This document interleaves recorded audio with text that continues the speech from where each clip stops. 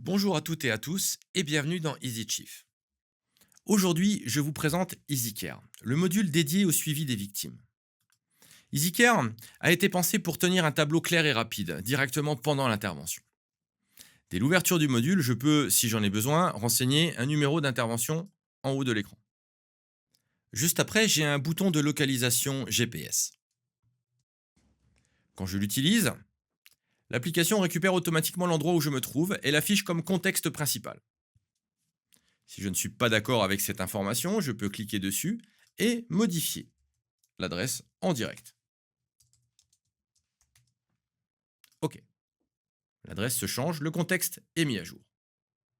Puis EasyChief affiche automatiquement la date et l'heure concernée. Idem, si vous n'êtes pas d'accord, vous pouvez modifier. Puis en dessous, vous retrouvez le tableau des victimes. Au départ, il est vide, bien entendu. Pour intégrer une victime, cliquez sur le bouton Ajouter en bas à droite de l'écran. Cela ouvre la fiche de saisie. Dans cette fiche, en haut à gauche, une infobulle est disponible. Si vous l'ouvrez, vous accédez au contexte de saisie.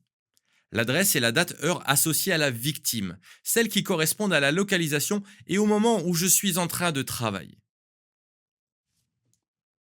Ensuite, vous remplissez les informations de la victime. Identité si elle est connue, date de naissance ou âge, le genre, l'état de la victime et toutes les données utiles sur le plan opérationnel. Pour des raisons de confidentialité, je ne vais pas mettre même un nom fictif. Ensuite, vous remplissez une date de naissance. Vous avez juste à taper les chiffres. Pas besoin de taper les slash, l'application le fait pour vous. En rentrant une date de naissance, l'âge est automatiquement calculé. Le genre, non genré, non connu. L'adresse de la victime si vous en avez besoin. L'état de la victime, indemne, UR, UA, décédé avec un code couleur, un trinovis si nécessaire, et ensuite, je le répète, toutes les infos opérationnelles nécessaires. Une fois que c'est fait, vous pouvez cliquer sur Ajouter. Vous allez remarquer que par défaut, le nom est masqué et chiffré.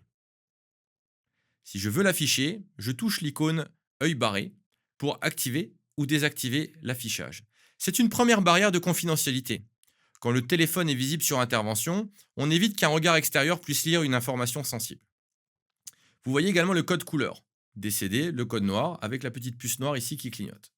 Si je bascule en mode UR et que je mets à jour, voilà, UR avec une icône, une petite puce jaune qui clignote.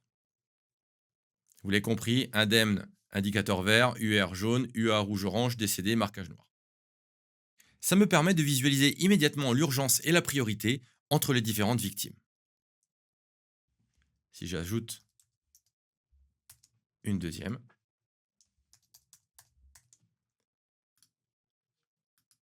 avec un code UR indemne, j'ajoute. Voilà à quoi ressemble le tableau. Toujours pareil, j'active, désactive la confidentialité. Sur chaque ligne, je peux ensuite agir rapidement. En glissant à gauche, j'ai accès soit supprimer la victime avec une fenêtre de confirmation, soit modifier. Vous pouvez remodifier les informations. En cliquant directement sur la fiche, vous pouvez également accéder tout de suite à la fenêtre de modification. Un point essentiel, EasyCare conserve ces données pendant 8 jours maximum. Passé ce délai, elles sont supprimées automatiquement. Ce sont des informations personnelles sensibles. Elles ne doivent pas être partagées en dehors des circuits autorisés et sécurisés. L'objectif d'EasyCare est de vous aider à noter efficacement sur intervention, surtout quand on n'a pas de support papier à portée de main, puis de retrouver ces éléments à la caserne au moment du compte-rendu. Ensuite, en haut à droite, j'ai une fonction d'export du tableau. 3 formats sont proposés, le PDF, le CSV ou le Markdown. Le CSV et le Markdown servent plutôt si vous disposez dans votre structure d'un canal sécurisé pour intégrer ces données dans un logiciel métier. Le PDF est l'export le plus direct. Je le sélectionne, je saisis un nom de fichier. Automatiquement, il est horodaté, mais vous pouvez choisir le nom que vous le souhaitez.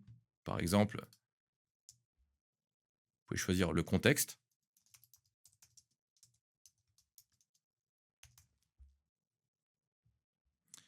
et cliquez sur Enregistrer. Le téléphone va vous demander où vous voulez enregistrer ce document. Je vais l'enregistrer dans mes fichiers. Victime, rue de Paris. Enregistrer.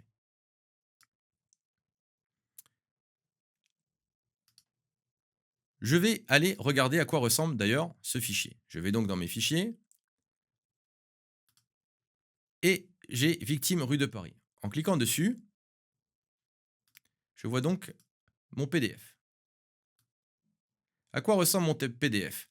Tableau des victimes, avec un rappel du code couleur, le numéro d'intervention si je l'ai saisi, la localisation de l'intervention, 98 Stockton, je ne suis pas à San Francisco, je vous rassure, date et heure de l'intervention et le nom des victimes, leur date de naissance si je l'ai saisi, l'âge, le genre, l'état, le numéro de la rue, code postal si on les a saisis, circonstances, vecteur, destination. Voilà. OK? Repartons maintenant dans l'application. Hop. OK.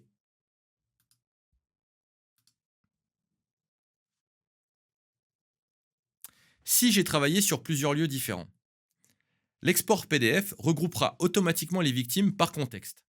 Toutes celles saisies au même endroit sont listées ensemble. Puis un nouvel encadré apparaîtra dès que l'adresse ou le contexte change. On garde ainsi un document structuré et facile à lire.